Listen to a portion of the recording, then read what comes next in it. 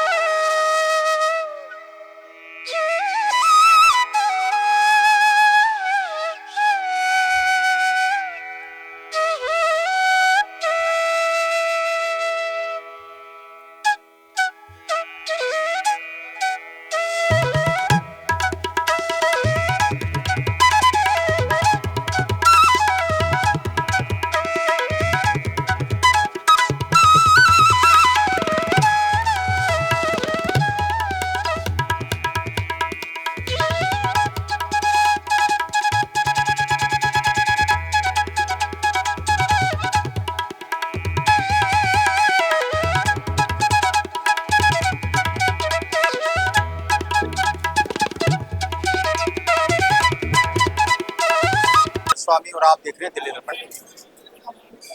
कावड़ियों का लौटने का दौर भी शुरू होने वाला है और कुछ लोग जा भी रहे हैं। और दिल्ली के इतिहास में शायद ऐसा पहली बार हुआ होगा कि कोई महिला, वो भी विधायक, कावड़ यात्रा के लिए निकले। तो यहाँ से दिल्ली से वजीरपुर के विधायक है पूनम भारद्वाज, चांदनी चौक के गौरी शंकर मंदिर से कावड़ के लिए निकली हैं। हरिद्वार से वो कावड़ लेकर के इसी मंदिर पर वो पहुँचेंगी। इस वक्त उन्हें आशीर्वाद देने, उनका साथ देने, उनको शुभकामनाएं देने के लिए यहाँ के सांसद अरविंद खंडेलवाल भी पहुँचे हैं। दिल्ली विधानसभा में जो नेता सदन है वो भी विजेंद्र गुप्ता जी, वो भी पहुँचे हैं।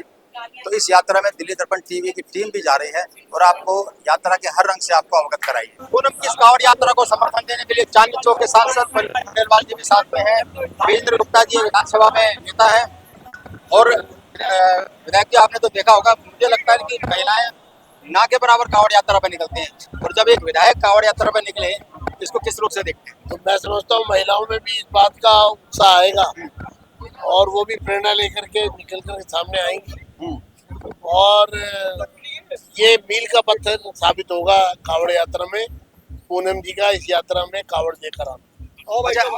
और कुछ सर थोड़ा सा और बता दीजिए, जब ये खबरें आती हैं कावड़ यात्राओं को लेकर के कि इस तरह के उपद्रव है, कावड़ियों के कष्ट की खबरें कम आती हैं, उपद्रव की ज्यादा आती है, तो किस तरह से लगता है, इसको किस तरह से देखते हैं आप व्यवस्थाओं को लेकर के? या आज की जो कावड़ यात्रा हमारे विधायक कर रही है, ये अपने आप में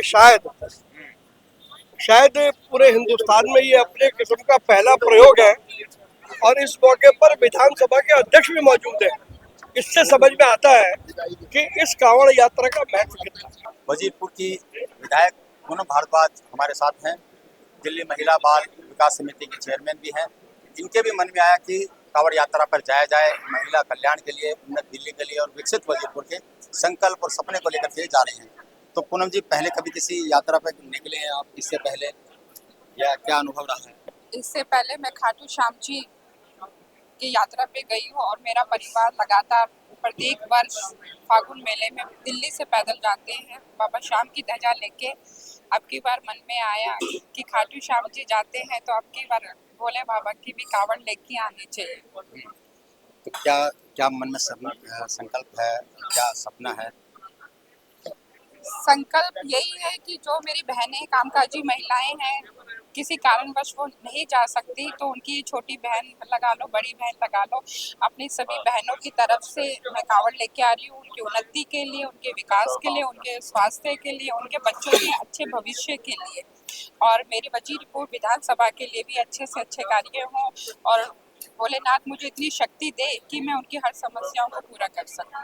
अच्छा, कावड़ यात्रियों के लिए आप कुछ समय समय पर खबरें भी देखती होंगी, हंगामे की, कहीं तोड़ फोड़ की, इस तरह की जब खबरें सुनती हैं और फिर आप जा रही हैं तो उसको भी अनुभव करेंगे।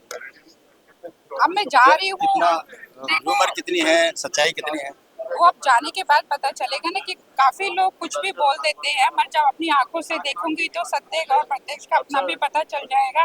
अब मैं जा रही हूँ तो जायजा भी हो जाएगा इस चीज से कि जितने मेरे कावड़ भाई और बहनें कावड़ लेके आ रही हैं वो कितनी सुरक्षित है और उनकी व्यवस्थाएं कितनी है।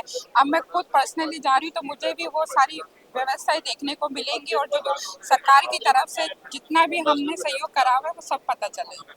कुछ कष्ट भी वो झेलते हैं, उस कष्टों को भी अनुभव या उनका जिक्र कम होता है, लेकिन जो उपद्रव की जो घटनाएं आती हैं उसका जिक्र ज़्यादा होता है, मीडिया में भी देख रहे हैं हम लोग। देखो जी, जो भोले के भक्त हैं, मैं कहूँ कि जब माँ का आशीर्वाद और भोले का अपना आशीर्वाद मिल जाते हैं तो जो कष्ट होते हैं वो सुख में बदल जाते हैं, जो दुख होता है वो फूलों की सेज बन जाती है।